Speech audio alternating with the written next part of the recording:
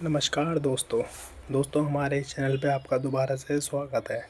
तो दोस्तों, जैसा कि हमने इससे पहले एक वीडियो में हमने बताया था कि यूपीएससी के जो एग्ज़ाम होते हैं जितना वो डाइवर्सिफाइड होते हैं, जिसमें हमने आपको बताया था यूपीएससी के जो एग्ज़ाम होते हैं उसमें आपका सिविल सर्विसेज बताया था हमने, और जैसे सीएपीएफ बताया था हमने, सीडीएस बताया था और एनडीए बताया था।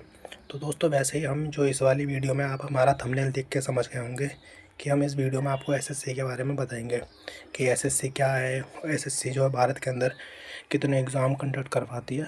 तो हम इस वीडियो में आपको सारी चीज़ें एसएससी के बारे में डिफ़ाइन करेंगे। और दोस्तों, हमारा चैनल पर अगर वीडियो आपको पसंद आए तो ज़्यादा से ज़्यादा लाइक करें, सब्सक्राइब करें और ज़्यादा से ज़्यादा दोस्तों शेयर करें। तो चलिए ज़्यादा टाइम ना लेते हुए वीडियो को शुरू करते हैं। तो दोस्तों, जैसा कि सबसे पहले जो एसएससी है हमारे भारत के अंदर, एसएससी जो है, एसएससी एक कोई एग्ज़ाम नहीं है।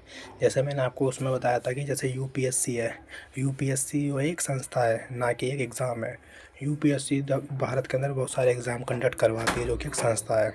और जो एसएससी है ना, एसएससी हमारे देश के अंदर बहुत सारे एग्ज़ाम कंडक्ट करवाती है, जो कि एक एसएससी एक संस्था है, जिसके बहुत सारे एग्ज़ाम कंडक्ट होते हैं। तो मैंने आपको बताया था जो यूपीएससी के जो संस्था है उसके जो एग्ज़ाम सारे कंडक्ट होते हैं वो ग्रुप ए लेवल के होते हैं और ग्रुप बी लेवल के कुछ होते हैं। तो वहीं पे अगर आप एसएससी को लोगे तो एसएससी में जो होता है कुछ पोस्ट जो होती हैं वो ग्रुप बी लेवल की होती हैं, और बाकी जो ज़्यादातर होती है वो ग्रुप सी और ग्रुप डी लेवल की सारी पोस्टें एसएससी कवर कर लेती है दोस्तों भारत के अंदर। और जो एसएससी है ना, ये भारत के अंदर यूपीएससी के बाद दूसरी सबसे बड़ी संस्था है जो ऑफिसर रैंक के लिए भर्ती करती है।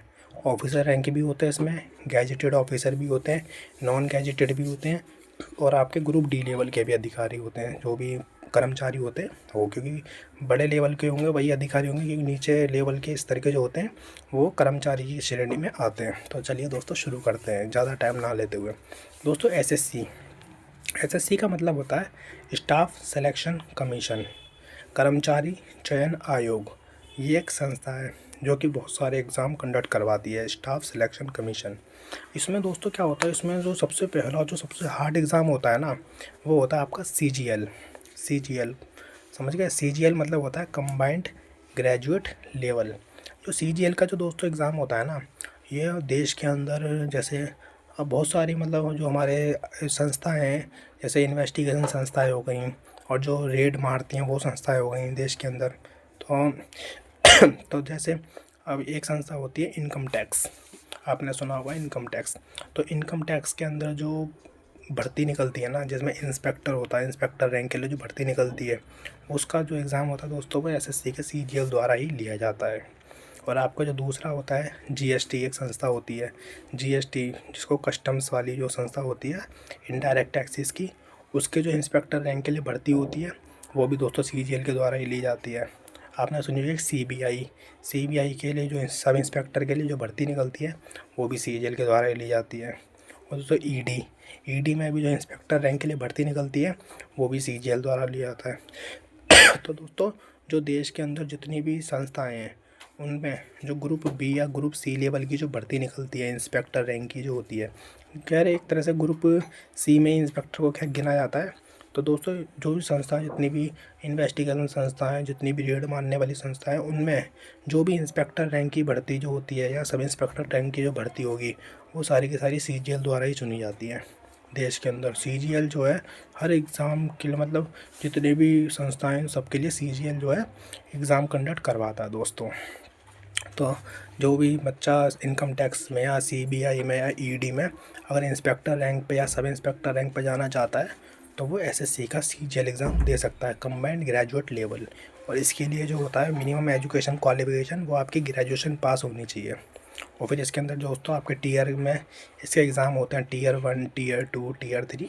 तो ऐसा करके आपके इसमें एग्ज़ाम होते हैं, स्टेज होती है। जैसे आपको यूपीएससी में बताया था ना कि एक प्रीलिम्स होता है, फिर मेंस होता है, फिर इंटरव्यू होता है, वैसे ही इसके अंदर टायर 1, टायर 2 एंड टायर 3 होते हैं दोस्तों। तो ये हो गया इसका पहला एग्ज़ाम, जो सबसे हार्ड एग्ज़ाम होता है एसएससी का।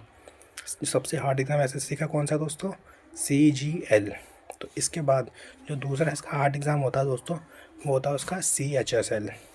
एक तरह से सीएचएसएल भी होता है और इसमें एक एग्ज़ाम और होता है सीपीओ। हम उन दोनों को एक तरह से मतलब बराबरी में रख सकते हैं।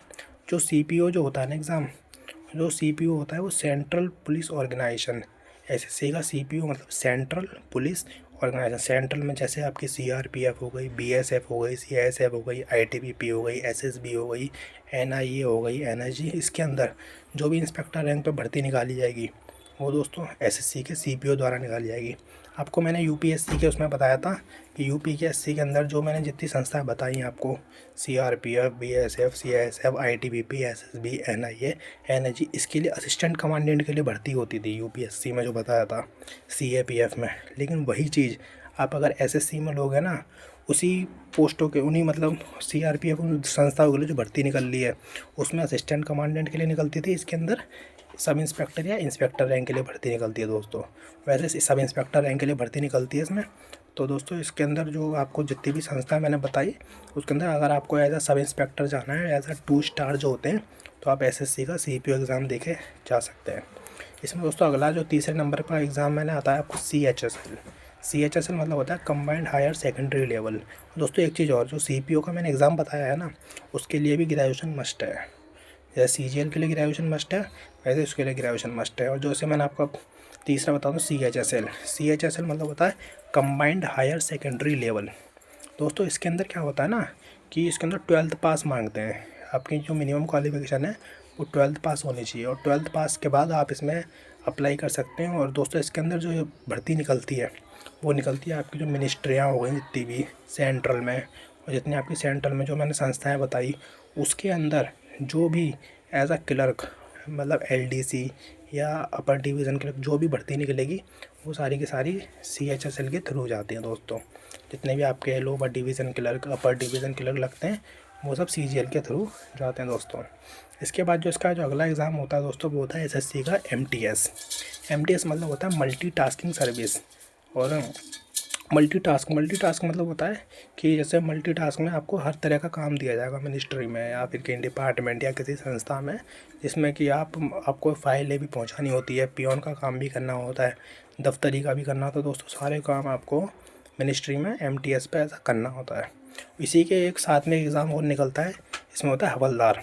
वैकेंसी साथ में आती है हवलदार जो होता है ना दोस्तों, ये हवलदार को सिर्फ 2 संस्था में डाला जाता है, कभी 3 भी होती हैं। जैसे आपका CBDT हो जाएगा, central board of direct taxes, CBIC हो जाएगा, central board of indirect taxes and customs, और आपका तीसरा हो जाएगा या NCB में। तो इसके अंदर जो हवलदार की जो भर्ती निकलेगी वो दोस्तों इसके लिए निकलती है। इसका एग्ज़ाम दोस्तों जो होता है वो सेम होता है, लेकिन जब आप फॉर्म भरते हो ना तो उसमें प्रेफरेंस डालनी पड़ती है कि हम CBIC मतलब हवलदार में भी जाना चाहते हैं और MTS में भी जाना चाहते हैं, दोनों में। तो आपको दोनों साथ में भरना। अगर आप हवलदार नहीं बनना चाहते तो आप प्रेफरेंस में MTS कर दीजिए। आप MTS नहीं बनना चाहते, हवलदार बनना चाहते हैं तो हवलदार पर टिक कर दीजिए, वो अपनी अपनी चॉइस होती है। तो दोस्तों इसमें जो MTS का जो एग्ज़ाम हो जाएगा, इसके बाद जो इसमें अगला होता है जूनियर हिंदी ट्रांसलेटर। अब जैसे आपको हिंदी ट्रांसलेटर बनना है, जैसे मिनिस्ट्रियों में होते हैं ना हिंदी वाले, हिंदी के अलग होते तो उनके लिए भी इसमें भर्ती निकलती है। ये सब तो खैर छोटे छोटे होगा, जो मेन होते हैं वो हमारे 5 एग्ज़ाम होते हैं, CGL, CHSL, CPO, और इसमें आपका MTS, और इसमें एक होता है दोस्तों GD का। GD में क्या होता है कि दोस्तों जनरल ड्यूटी GD, जो मैंने आपको संस्था बताया ना, CRPF, BSF, CISF, ITBP, इसके अंदर अगर आप कांस्टेबल रैंक के लिए जाना चाहते हैं तो आपके लिए GD बेस्ट है। अगर आप GD से जाएंगे तो आप जितनी भी हमारी CAPF है तो आप उसमें जाके एज अ कांस्टेबल आप वर्क कर सकते हैं। तो मैंने CAPF के बारे में बता दिया दोस्तों कि आप असिस्टेंट कमांडेंट जाते हैं तो आपको UPSC से सिविल सर्विस देना पड़ेगा। सब इंस्पेक्टर जाना चाहते हैं, इंस्पेक्टर जाना चाहते हैं तो आपको CGL देना पड़ेगा, सॉरी CPO देना पड़ेगा। अगर आपको एज अ कांस्टेबल जाना तो आपको GD देना पड़ेगा। दोस्तों ये हो गया SSC के सारे एग्ज़ाम की डिटेल, और आगे हम और भी चीज़ें बताएंगे ऐसे ही। तो दोस्तों हमारे चैनल अगर पसंद आए तो लाइक करें, सब्सक्राइब करें, ज़्यादा से ज़्यादा दोस्तों शेयर करें। नमस्कार।